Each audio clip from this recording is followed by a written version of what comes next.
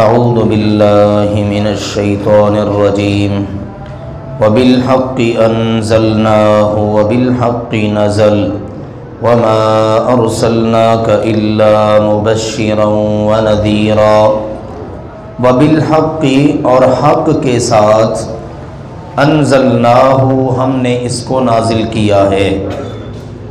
یہ جو قرآن پاک ہے جسے آپ پڑھ رہے ہیں اس کو ہم نے حق کے ساتھ نازل کیا ہے۔ وبالحق اور حق کے ساتھ ہی نزل یہ نازل ہوا ہے، حق کے ساتھ ہی ہم نے اس کو اتارا ہے اور حق کے ساتھ ہی یہ اترا ہے۔ یہ اللہ سبحانہ و تعالی نے اس آیت میں ذکر کیا اور یہ آخری آیات ہیں، ان کے اندر یوں کہہ لیجئے پوری سورہ مبارکہ کا اللہ تعالیٰ نے خلاصہ بیان فرما دیا۔ چونکہ پیچھے ذکر ہوا پہلے کہ مشرکین مکہ نے کچھ مطالبات کیے، اگر آپ ہمیں مسلمان کرنا چاہتے ہیں تو یہ ہمارے مطالبے ہیں، پورے کر دیں۔ اس کے بعد پھر ذکر ہوا ہے کچھ آخرت کا اور پھر موسیٰ علیہ السلام اور بنی اسرائیل کا اور فرعون کا، انہوں نے بھی مختلف قسم کے تقاضے کیے۔ تو اللہ تعالیٰ نے در حقیقت اس میں یہ میسج دیا ہے، یہ جو قرآن اللہ کی طرف سے اتارا گیا، حق کے ساتھ اللہ نے اس کو اتارا ہے اور حق کے ساتھ یہ اترا ہے، یہی سب سے بڑا معجزہ موجود ہے تمہارے پاس۔ اگر ماننا ہونا تو معجزہ یہ کوئی کم نہیں ہے۔ اور پھر دیکھو ہم نے اس کو جیسے اتارا ویسے ہی اترا ہے، درمیان میں کہیں سے کوئی اس کے اندر کوئی چیز شامل ہو گئی ہو ایسا ممکن ہی نہیں، کسی فرشتے نے اپنی طرف سے کوئی بات ایڈ کر دی ہو ایسا بھی ممکن نہیں۔ اللہ تعالیٰ نے جیسے اتارا ویسے ہی اترا، پوری اللہ نے اس کی حفاظت فرمائی۔ اور جہاں تک تعلق ہے رسول پاک صلی اللہ علیہ وسلم کا کہ جن سے تم مطالبے کرتے ہو یہ ہمارا مطالبہ پورا کرو، یہ ہمارا مطالبہ یہ پورا کرو، یہ معجزہ دکھاؤ، تو سنو وما اور نہیں ارسلنا کا ہم نے بھیجا آپ کو الا مگر مبشرن خوشخبری دینے والا بنا کر، ونذیرا اور ڈرانے والا بنا کر۔ آپ کا منصب یہ ہے کہ آپ ماننے والوں کو خوشخبری سنا دیں اور نہ ماننے والوں کو ڈرا دیں۔ یہ نہیں آپ کی ذمہ داری کہ آپ زبردستی منوائیں، یہ نہیں مانتا تو اس کو منوا لیں، یہ نہیں مانتا تو اس کو منوا لیں، نہیں، آپ کا کام ہے پیغام پہنچا دینا اور جو مان جائیں ان کو خوشخبری سنانا، جو نہ مانے ان کو ڈرانا۔ اور یہ بھی آپ کا کام نہیں ہے کہ کوئی تقاضا کرے، ہر ایرا غیرہ اٹھے، لو جی یہ کر کے دکھاؤ۔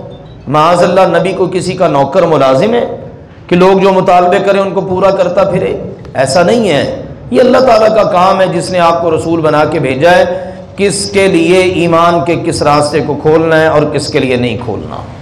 تو آپ کا کام یہ ہے کہ آپ لوگوں کو خوشخبری سنا دیں، جو مان جائیں جو نہ مانیں ان کو ڈرا دیں۔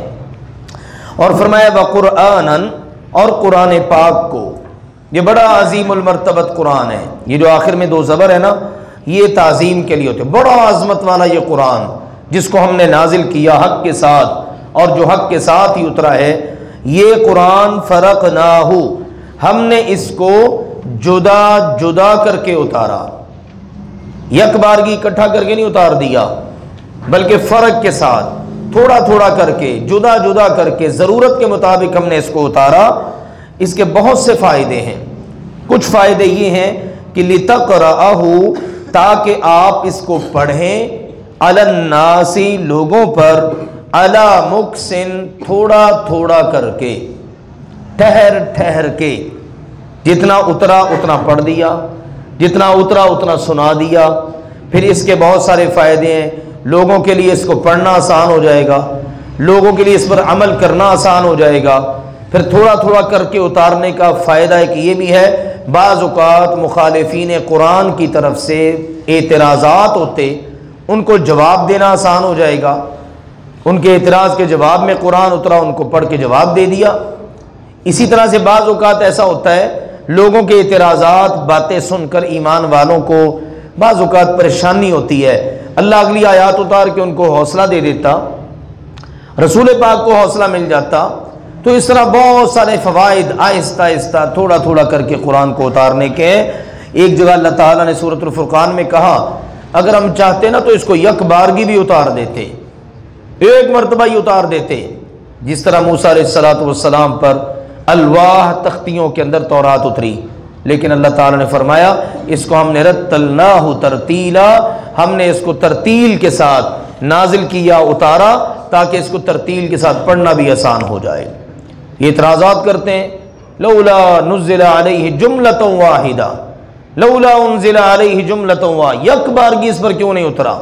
اللہ تعالیٰ نے فرمایا یہ اللہ کی مرضی ہے، اللہ جیسے چاہے اپنا کلام اتار سکتا ہے، وہ مالک ہے۔ تو یہاں پر فرمایا اللہ تعالیٰ نے تھوڑا تھوڑا کر کے قرآن کو اتارنے کا فائدہ یہ ہے تاکہ آپ لوگوں کے سامنے اس کو تھوڑا تھوڑا کر کے پڑھیں۔ وَنَزَّلْنَاهُ، اور ہم نے اس کو نازل کیا، تنزیلا، نازل کرنا۔ یہ جو نزلنا، نزل ذا کے اوپر شد ہے نا، اس کا مطلب یہ ہوتا ہے تھوڑا تھوڑا کر کے اس کو اتارنا، ٹھیک ہے۔ ایک ہوتا ہے نزل، اس کا مطلب ہے اترنا، جیسے آیت نمبر 105 میں، اور اس سے پہلے انزل، اتارا۔ اللہ تعالیٰ نے لوح محفوظ سے یک بارگی اس کو آسمان دنیا پر اتار دیا، اور وہاں سے پھر اللہ تعالیٰ نے تھوڑا تھوڑا کر کے ضرورت کے مطابق محمد کریم صلی اللہ علیہ وآلہ وسلم کے قلب اطہر پر نازل فرما دیا۔ فرمایا قل، فرما دیجئے، آمینو، تم ایمان لاؤ، بہی، اس پر، او یا لا تؤمنو، تم ایمان نہ لاؤ، کوئی فرق نہیں پڑتا۔ تمہارے ایمان لانے سے اس کی شان بڑھ نہیں جائے گی، اس کی شان وہی ہے جو اللہ نے بنا دی۔ لاکھ تم اعتراض کرو، لاکھ تم انکار کرو، نہ مانو، تمہارے مان لینے سے اس کی شان بڑھ نہیں جائے گی، اور تمہارے نہ ماننے سے اس کی شان کم بھی نہیں ہو جائے گی۔ یہ نہ سمجھنا کہ ہم نہیں مانیں گے تو قرآن کی شان معاذ اللہ کم ہو جائے گی، ایسا بھی نہیں ہے۔ جس نے ماننا ہے اپنے فائدے کے لیے، جس نے نہیں ماننا اس نے اپنے نقصان کرنا ہے۔ اس لیے بہت ساری جگہوں پر اللہ نے واضح کر دیا، قُلِ الْحَقُّ مِن رَبِّكُمْ فَمَنْ شَاءَ فَلْيُؤْمِنْ وَمَنْ شَاءَ فَلْيَكْفُرْ، فرما دیجیے تمہارے رب کی طرف سے حق آ چکا ہے، جس کا دل چاہتا ہے مان لے، جس کا دل چاہتا ہے نہ مانے۔ جو مانے گا اپنا فائدہ اس کا ہوگا، جو نہیں مانے گا وہ اپنے نقصان کرے گا۔ تو یہاں پر کلیئر کر دیا اللہ تعالیٰ نے، فرما دیجئے تم اس پر ایمان لاؤ یا تم ایمان نہ لاؤ، تمہاری ایمان لانے نہ لانے سے کوئی فرق نہیں پڑتا۔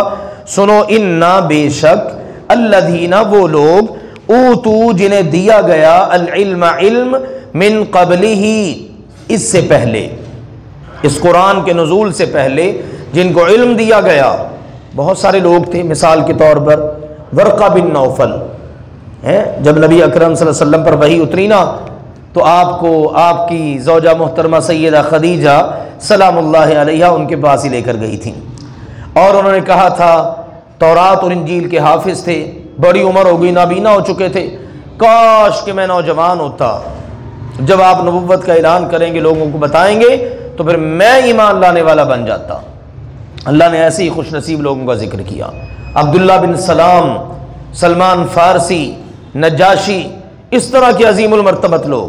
تو فرمایا وہ لوگ جنہیں اس سے پہلے علم دیا گیا، اذا، جب، یتلا، تلاوت کیا جاتا ہے اس قرآن کو، علیہم، ان کے سامنے، یخرون، وہ گر پڑتے ہیں، للاذقان، اپنی ٹھوڑیوں کے بل، سجدا، سجدے کی حالت میں، فوراً اللہ کا کلام سمجھ کر سجدوں میں گر پڑتے ہیں۔ جیسے نجاشی کے دربار میں سیدنا جعفر طیار رضی اللہ تعالیٰ نے قرآن پڑھا، اللہ نے کہا وَإِذَا سَمِعُوا مَا أُنزِلَ إِلَى الرَّسُولِ، جو رسول کی طرف اترا، جب انہوں نے اس کو سنا نا تو ان کی آنکھوں سے بے ساختہ آنسو جاری ہو گئے، اور نجاشی نے تنکا اٹھایا زمین سے اور کہا اس کلام میں اور عیسیٰ علیہ السلام پر اترنے والے کلام میں اتنا سا بھی فرق نہیں ہے۔ یہ لوگ ہیں جو ایمان لانے والے، جب پتہ چل گیا اللہ کا کلام ہے فوراً ایمان۔ عبداللہ بن سلام رضی اللہ تعالیٰ عنہ یہودیوں کے بہت بڑے عالم تھے مدینے میں، کلام سنا ایمان لے آئے۔ سلمان فارسی کہاں سے چلے؟ تو اللہ تعالیٰ نے فرمایا یقیناً وہ لوگ جنہیں اس سے پہلے علم دیا گیا وہ ایمان لا چکے ہیں، ان کو حق کا پتہ چل گیا۔ اب جب ان کے سامنے یہ قرآن پڑھا جاتا ہے نا تو فوراً سجدوں میں گر پڑتے ہیں۔ اللہ کے آگے جھکتے ہیں، اللہ کے اس کلام پر ایمان لے آتے ہیں۔ وَيَقُولُونَ اور وہ کہتے ہیں سبحان ربنا، پاک ہے ہمارا رب، ہمارا رب ہر قسم کی کمی سے، کمزوری سے، عیب سے، نقص سے پاک ہے۔ ان کا نا یقیناً ہے، وعد ربنا ہمارے رب کا وعدہ، لمفعولا پورا ہو کر رہنے والا۔ رب نے وعدہ کیا تورات میں، انجیل میں، اس قرآن کے نزول کا، محمد کریم صلی اللہ علیہ وسلم کے اپنا رسول ہو کر آنے کا، اللہ نے وہ پورا کر دکھایا، ہم اس پر ایمان لے آئے۔ پھر دوبارہ فرمایا وَيَخِرُّونَ اور وہ گر پڑتے ہیں، لِلْأَذْقَانِ ٹھوڑیوں کے بل، يَبْكُونَ روتے ہوئے۔ اللہ تعالیٰ نے دوبارہ سے ذکر کر دیا۔ اس کا مطلب یہ جیسے جیسے وہ سنتے جاتے ہیں نا ان کا ایمان بڑھتا جاتا ہے۔ اسی طرح یہ بھی مطلب ہے جیسے جیسے سنتے ہیں ان کے خشوع خضوع جیسے آگے بھی آ رہا ہے اس کے اندر اضافہ ہوتا ہے، بے ساختہ وہ سجدے میں گر جاتے ہیں۔ اس لیے ایک مطلب یہ وہ کثرت سے سجدے کرتے ہیں، بار بار سجدے کرنا، نمازیں پڑھنا، نفل پڑھنا۔ اس لیے اہل علم فرماتے ہیں نا کہ جو اللہ تعالیٰ نے نماز رکھی ہے نا، اس نماز کی ہر رکعت کے اندر رکوع ایک ہے اور سجدے دو رکھے گئے ہیں، دو سجدے ہیں، تاکہ بندے کو اپنے اللہ سبحانہ و تعالیٰ کی بارگاہ میں زیادہ سے زیادہ جھکنے کی اور اس عاجزی اور انکساری کو اختیار کرنے کی عادت بن جائے۔ تو یہاں بھی دوہرا ذکر کیا اللہ تعالیٰ نے اور فرمایا وہ گر پڑتے ہیں اپنی ٹھوڑیوں کے بل، یبکون روتے ہوئے، ویزیدہم اور یہ قرآن انہیں زیادہ کر دیتا ہے، خشوعا خشوع میں، ان کے خوف کے اندر اور اضافہ کر دیتا ہے، عاجزی ان کے ساری اور بڑھ جاتی ہے۔ جیسے جیسے قرآن پڑھتے چلے جاتے ہیں، سنتے چلے جاتے ہیں، ان کے سامنے تلاوت ہوتی ہے، ان کا ایمان بھی بڑھتا ہے، خشوع خضوع بھی بڑھتا ہے، اور یہ اچھے لوگوں کی علامت ہے۔ اور جو لوگ قرآن سن کر بھی ٹس سے مس نہ ہو، دلوں کی سختی ختم ہی نہ ہو، تو اس کا مطلب ہے قرآن ان کے اوپر اثر نہیں کرتا۔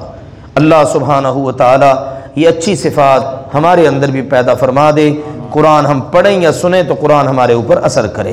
وَبِالْحَقِّ أَنزَلْنَاهُ وَبِالْحَقِّ نَزَلَ حق کے ساتھ ہی ہم نے اس قرآن کو نازل کیا اور حق کے ساتھ ہی یہ قرآن اترا ہے۔ وَمَا أَرْسَلْنَاكَ إِلَّا مُبَشِّرًا وَنَذِيرًا اور ہم نے آپ صلی اللہ علیہ وآلہ وسلم کو نہیں بھیجا مگر خوشخبری دینے والا اور ڈرانے والا بنا کر۔ وَقُرْآنًا فَرَقْنَاهُ اور ہم نے اس عظیم الشان قرآن کو جدا جدا کر کے اتارا ہے، لِتَقْرَأَهُ عَلَى النَّاسِ عَلَى مُكْثٍ تاکہ آپ اس قرآن کو لوگوں کے سامنے تھوڑا تھوڑا کر کے ٹھہر ٹھہر کے پڑھیں۔